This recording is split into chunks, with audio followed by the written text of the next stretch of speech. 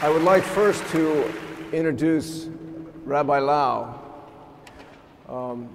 Rabbi Lau is the first rabbi of Tel Aviv. He's the former rabbi of Israel. He's the chairman of the board of Yad Vashem. He is a fighter for reconciliation among all peoples throughout his life. And he has a plane to catch at 9 o'clock. So we're going to ask him to go first. And ladies and gentlemen, there's one other fact you should know about him. Rabbi Lau was one of the youngest survivors of the Holocaust, at the age of 7, surviving Buchenwald. We're pleased and honored to have him with us tonight.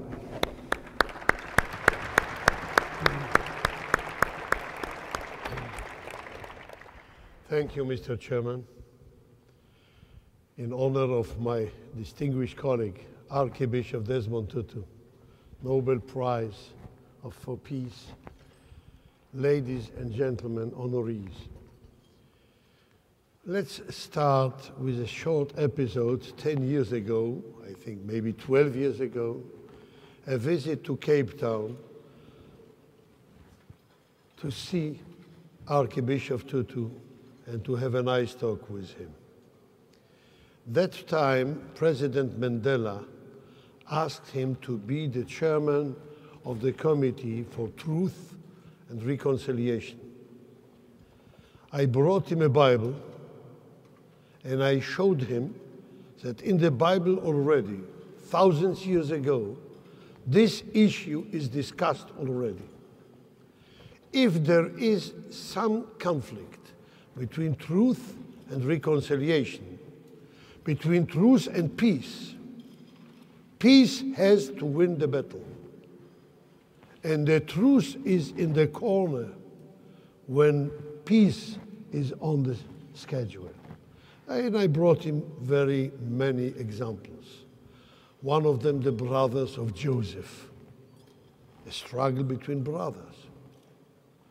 After passing away of the father Jacob, in the last chapter of the book of Genesis, chapter 50, the brothers sent a delegation to Joseph, the ruler of Egypt now, telling him, before he died, your father, our father, asked you to forgive us the sin.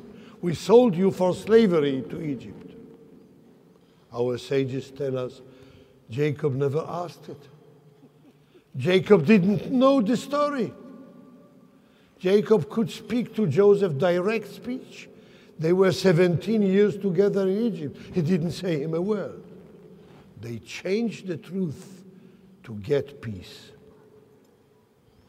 The Almighty came to Abraham, our ancient father, telling him, I don't understand your wife Sarah.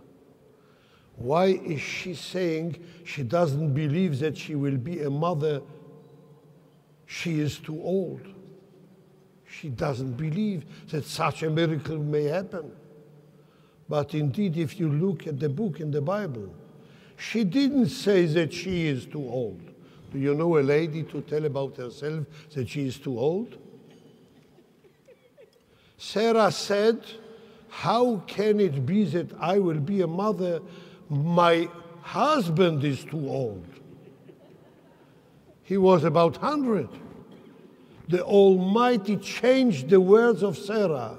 Instead of blaming Abraham, she said, she is too old.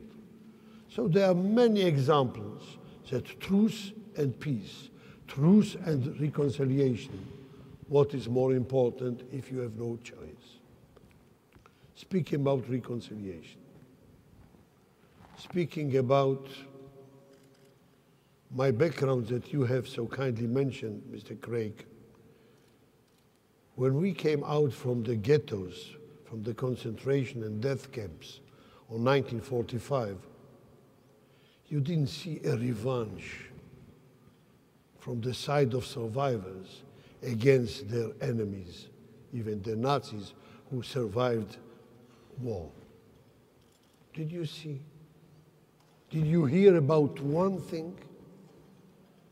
Full with pain, never a way to forgive or to forget, but still we understood that because of mankind's need, we must settle together with no wars, no bloodshed, no conflicts anymore. Even we suffered so much, and in vain, we were innocent people. A child of 7, 8 years old, what did I do to the National Sozialistische Partei in Germany? I didn't do any harm. I didn't endanger the very existence of Germany or whoever. And still we were victims. We didn't pay with a coin of hatred, just the contrary. We came to build our own home in safe and peace. The first struggle in world, first bloodshed in human mankind was the fight between the two brothers, Cain and Abel, Genesis chapter number 4. What was the reason for this fight? Why did Cain murder his own brother Abel? Look at this text in the Bible. Cain said to Abel, nothing is mentioned, what did he say? Then while they were in the field, Cain stood up and killed his own brother Abel. There was no dialogue.